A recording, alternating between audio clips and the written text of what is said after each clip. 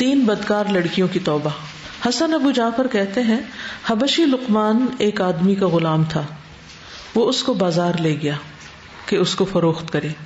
جب بھی کوئی اس کو خریدنے کے لیے آتا تو لقمان اس سے کہتا تم میرا کیا کرو گے، یعنی مجھ سے کیا کام لوگے؟ وہ کہتا میں تم سے فلاں فلاں کام لوں گا۔ تو وہ کہتا میری درخواست یہ ہے کہ مجھے نہ خریدو۔ یہاں تک کہ ایک آدمی آیا، لقمان نے کہا میرا کیا کرو گے؟ اس نے کہا میں تجھے اپنے دروازے پر پہرے دار رکھوں گا۔ اس نے کہا تم مجھے خرید لو۔ اس نے اس کو خرید لیا اور اس کو اپنے گھر لے گیا۔ اس کے آقا کی 3 لڑکیاں تھیں، وہ اس گاؤں میں بدکاری کرتی تھی۔ اس نے چاہا کہ وہ اپنے کھیت کی طرف جائے تو اس نے لقمان سے کہا کہ میں نے ان لڑکیوں کا کھانا اور جس چیز کو ان کی ضرورت ہے وہ اندر پہنچا دی ہے، جب میں چلا جاؤں تو دروازہ بند کر لینا، پیچھے بیٹھ جانا اور اس کو نہ کھولنا یہاں تک کہ میں آ جاؤں۔ لڑکیوں نے کہا دروازہ کھولو۔ اس نے انکار کر دیا تو انہوں نے اس کا سر پھاڑ دیا۔ اس نے خون کو دھویا اور بیٹھ گیا۔ جب اس کا آقا آ گیا تو اس نے ان کو نہیں بتایا۔ پھر اس کا آقا نکلنے کے بعد دوبارہ واپس آیا تو کہا میں نے ان لڑکیوں کا کھانا اور جس چیز کی ان کو ضرورت ہے وہ اندر پہنچا دی ہے، تم دروازہ نہ کھولنا۔ جب وہ چلا گیا تو لڑکیاں اس کے پاس آئیں اور اس سے کہا دروازہ کھولو۔ اس نے انکار کیا تو انہوں نے اس کا سر پھاڑ دیا تو وہ بیٹھ گیا۔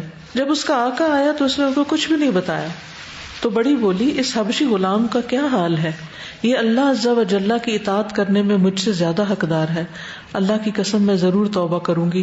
اور اس نے توبہ کر لی۔ چھوٹی نے کہا اس حبشی غلام کا کیا حال ہے؟ اور اس بڑی لڑکی کا؟ یہ اللہ عز و جل کی اطاعت کرنے میں مجھ سے زیادہ حقدار ہے، اللہ کی قسم میں بھی ضرور توبہ کروں گی۔ اس نے بھی توبہ کر لی۔ درمیان والی بولی ان دونوں لڑکیوں کو کیا ہوا اور حبشی غلام کو کیا ہوا؟ اللہ عز و جل کی اطاعت کرنے میں مجھ سے زیادہ لائق ہیں، اللہ کی قسم میں ضرور توبہ کروں گی۔ اس نے بھی توبہ کر لی۔ تو گاؤں کے بدکار لوگوں نے کہا اس حبشی غلام کا کیا حال ہے اور فلاں کی بیٹیوں کا؟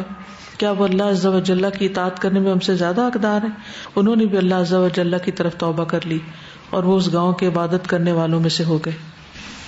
تو ایک شخص کی نیکی اور تقویٰ اور اس پر استقامت جو ہے وہ کتنے سارے لوگوں کی ہدایت کا ذریعہ بنی۔ کیا ہوا ہے؟ یہ کتنی بڑی بات ہے، اس سے بہت بڑا سبق ہے سیکھنے کا۔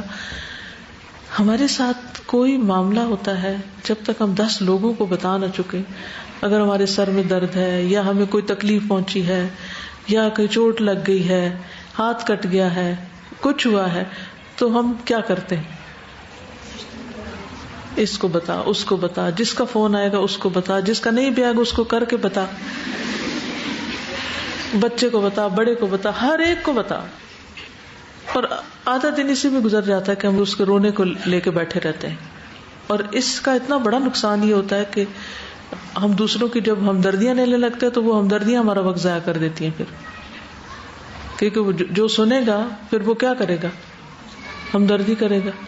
تو ہمدردی کرے گا تو وہ آپ کافی وقت نکل جائے گا اس میں آپ کا ذکر نہیں ہو سکے گا۔ دیکھیں نا، جب تک آپ ایک ہی بات 10 لوگوں سے کر رہے ہیں تو آپ وقت لگا رہے ہیں نا، وہ وقت آپ کسی اور اچھے کام میں بھی لگا سکتے تھے۔ نبی صلی اللہ علیہ وسلم دن میں 100 بار استغفار کر رہے ہیں، لا الہ الا اللہ وحدہ لا شریک لہ کی تسبیح جو ہے وہ کتنی مصیبتوں سے بچنے کا ذریعہ ہے۔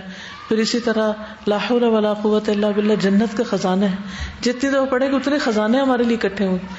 اسی طرح سبحان اللہ وبحمدہ 100 دفعہ پڑھنے سے سارے گناہ معاف ہو جاتے ہیں۔ استغفار پڑھنے سے کتنی رحمتیں اور برکتیں آتی ہیں۔ یعنی ایک ایک ذکر کی ایسی ایسی فضیلت ہے کہ اگر ہم اس کو لے کے بیٹھیں تو کیا کچھ ہو سکتا ہے، لیکن ہم سے ہوتے نہیں ہیں۔ وہ کیوں نہیں ہوتے؟ کیونکہ ہماری زبانیں اور بہت کچھ بول رہی ہوتی ہیں جو ضروری یا غیر ضروری ہوتا ہے۔ تو اس سارے واقعے میں مجھے اس کا یہ جو صبر ہے کہ یہ میں تو آئی واز آن ڈیوٹی، یہ تو میری ڈیوٹی تھی، اب آقا کے آگے کیا رونا کہ تمہاری بیٹیوں نے میرے ساتھ کیا کیا۔ ایک غلام کی امانت داری۔